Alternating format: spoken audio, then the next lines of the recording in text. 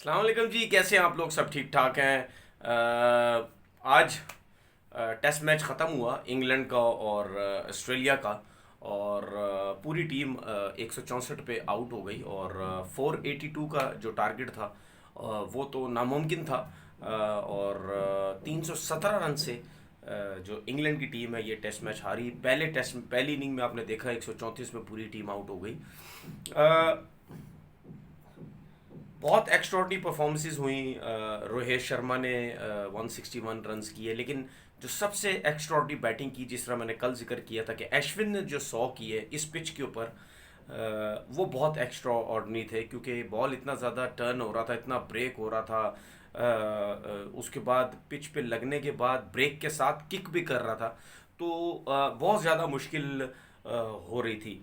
इसीलिए आपने देखा कि जो इंग्लैंड के जो बैट्समैन हैं वो बिल्कुल भी इस पिच के ऊपर खेल नहीं सके। अश्विन की आउट क्लास आउटस्टैंडिंग उसने बॉलिंग की, बैटिंग की, 5 विकेट्स भी लिए फर्स्ट इनिंग में। लास्ट इनिंग इस इनिंग में पटेल ने 5 आउट किए, फिर अश्विन ने 3 आउट किए। कुलदीप यादव ने बड़ी एक्स्ट्रॉर्डनरी बैटिंग की। अच्छा कम बैक किया इंडिया की टीम ने पहला टेस्ट मैच हारने के बाद। जब आप पहला टेस्ट मैच हारते हैं अपने मुल्क के अंदर और अपनी ही कंडीशन के अंदर हारते हैं तो जाहिर सी बात है, बातें तो आपके ऊपर होती हैं कि सिलेक्शन ठीक नहीं थी। कुलदीप यादव की बातें की गई कि इसको क्यों नहीं खिलाया गया, सिराज की बातें की गई पहले टेस्ट मैच में, इसको क्यों नहीं खिलाया गया। वो दोनों इस टेस्ट मैच में खेले। ये तो थी, मैंने परफॉर्मेंस की बात की। अब मैं थोड़ी सी बात करता हूँ पिचेस के हवाले से। वो ये है कि इसमें कोई शक नहीं है कि जो भी कंट्री अपने होम में जब खेलती है तो उसकी मर्जी की पिचेस बनती हैं, उसकी कंडीशन जो वहाँ की होती है उस हिसाब से पिचेस बनती है, इसमें कोई शक नहीं है। लेकिन मैंने एक चीज़ देखी, स्पेशली मैं पाकिस्तान का भी नाम लेता हूँ कि पाकिस्तान हो या इंडिया हो, पाकिस्तान में क्रिकेट हो रही हो या दुबई में जो पाकिस्तान ने क्रिकेट खेली, या इंडिया अपने मुल्क में जो क्रिकेट खेलता है, इसमें बहुत फ़र्क है। कंडीशन की पिचेस में बहुत फ़र्क है। क्योंकि मुझे कहीं ना कहीं ऐसा लगता है कि अगर इंडिया की टीम ऑस्ट्रेलिया जाए, न्यूजीलैंड जाए, या साउथ अफ्रीका जाए, या पाकिस्तान की टीम इन मुल्कों में जाए, ऑस्ट्रेलिया, न्यूजीलैंड, साउथ अफ्रीका, मुझे कहीं ना कहीं ऐसा लगता है कि अगर नए बॉल पे चाहे इंडिया के प्लेयर्स हैं चाहे पाकिस्तान के प्लेयर्स हैं, वो अगर नहीं सरवाइव कर पा रहे, उनको स्विंग हो रहा है, सब कुछ हो रहा है, तो वो आउट हो जाते हैं। लेकिन मैंने कहीं ना कहीं ये भी देखा है कि जहाँ पे बॉल उनका स्विंग नहीं होता है वहाँ पे इंडिया के प्लेयर्स भी सरवाइव करते हैं, वहाँ पे पाकिस्तान के प्लेयर्स भी रन्स करते हैं। कहीं ना कहीं पार्टनरशिप थोड़ी बहुत लग जाती है, रन्स करते हैं कहीं ना कहीं। क्योंकि अगर आपकी टेक्निक अच्छी है, स्पेशली इंडिया के प्लेयर्स की, तो नो डाउट टेक्निक तो बहुत अच्छी है। अगर इंडियन प्लेयर्स अगर नए बॉल पे मुश्किल हो रही है लेकिन उसके बाद वो सरवाइव करते हैं। आपने जिस तरीके से अभी ऑस्ट्रेलिया में देखा, हालांकि टोटल ऑस्ट्रेलियन कंडीशन थी, लेकिन वहाँ पे आप टेस्ट सीरीज जीत के आए, रन्स किए। सिवाय एक टेस्ट मैच के जो पिंक बॉल से हुआ, उसके अलावा जितने भी टेस्ट मैच थे वहाँ पे उनके फास्ट बॉलर्स को आपने सरवाइव भी किया, खेले भी, सब कुछ हुआ, इस आप सीरीज जीते। इस तरह पाकिस्तान भी जब इंग्लैंड में जाता है कभी खेलने, या न्यूजीलैंड जाता है कभी खेलने, या कहीं भी, तो आपने देखा है कि नए बॉल पे उनको भी मुश्किल होती है, लेकिन कहीं ना कहीं वो रन्स कर जाते हैं। अब जिस तरह हम फवाद आलम की बात करते हैं, उसने रन्स किए, न्यूजीलैंड 100 किया न्यूजीलैंड में, फिर रिजवान ने भी रन्स किए, फिर फ़हीम अशरफ ने भी 90 समथिंग रन्स किए, तो रन्स कर जाते हैं। लेकिन मैंने ये देखा है कि जब इन पिचेस पे इंडिया हो या पाकिस्तान हो, जो बाहर से टीमें आती हैं उनके लिए रन्स करना बहुत ज़्यादा मुश्किलात हो जाती हैं, क्योंकि पिचेस इतनी फ्लैट होती हैं, क्रैक्स इतनी जल्दी पड़ने लग जाते हैं। इस यहाँ पे तो सिर्फ ये है, अब आप पाकिस्तान के टेस्ट मैचेस में भी आप देखें, जो टॉस जीत रहा है वो पहले बैटिंग कर रहा है।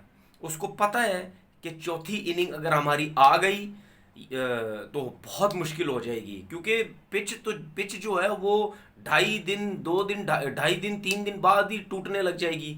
तीसरे दिन से ही आपको बैटिंग करना मुश्किल हो जाएगी। इसी तरह इंडिया में भी हो रहा है।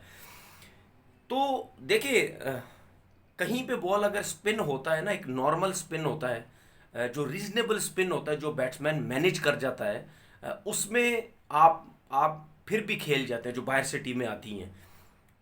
जो टेस्ट मैच इंडिया या पाकिस्तान में भी हो रहा है, मैं पाकिस्तान की भी मिसाल इस वजह से दे रहा हूँ, पाकिस्तान में भी ऐसा ही हो रहा है कि नए बॉल पे स्पिनर आ जाते हैं, उसके बाद खेलना बड़ा मुश्किल हो जाता है। अभी साउथ अफ्रीकन की आपने हालत देखी इस टेस्ट मैच के अंदर, जहां पे बॉल बहुत स्पिन हो रहा हो वहां पे आप दुनिया का जितना बड़ा बैट्समैन भी लेके आ जाए उसको मुश्किलात होगी। इवन आप देखें विराट कोहली भी मुश्किल में था, जिस तरीके से पहली इनिंग में बोल्ड हुए या उसके बाद सेकंड इनिंग में भी 50 किए, उसके बाद भी ऋषभ पंत जिनने जिस तरीके से 50 किए, वो उसका एक एक्स्ट्रॉर्डनरी टैलेंट है, वो उसी उसी टैलेंट के साथ खेलता है। अभी मोइन अली को भी देख लो, उन्होंने जो छक्के मारे हैं वो उस पिच की वजह से निकल निकल के मार रहे हैं। यार मारो निकल निकल के, जितने रन्स बन गए, वरना यहाँ तो रोकने से तो कोई फायदा ही नहीं, आउट ही हो जाएंगे, बॉल इतना ज़्यादा स्पिन हो रहा है।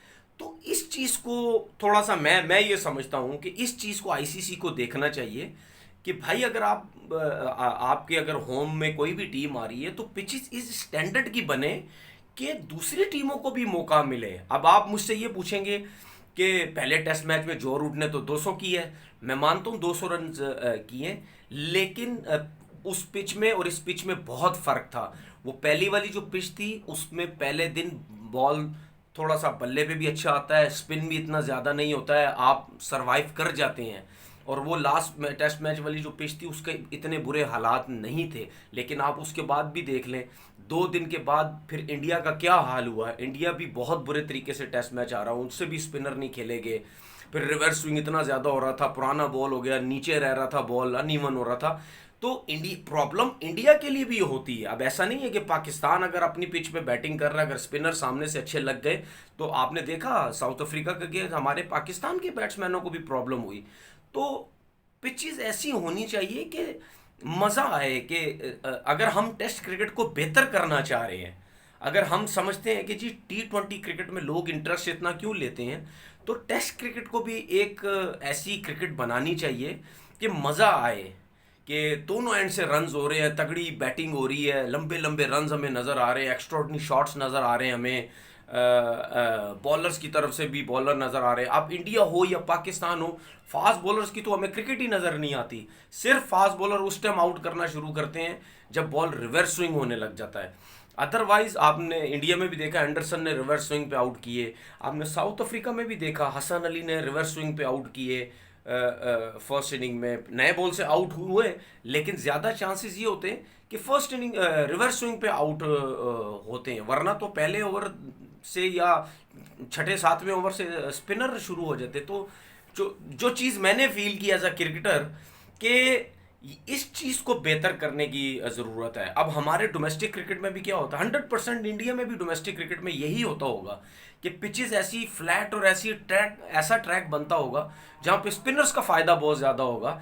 यहाँ पे भी पाकिस्तान में भी ऐसे ही होता है कि जो फ्लैट पिच होती है वहाँ पे स्पिनर्स लग जाते हैं और वो धड़ाधड़ करके आउट करने लग जाते हैं।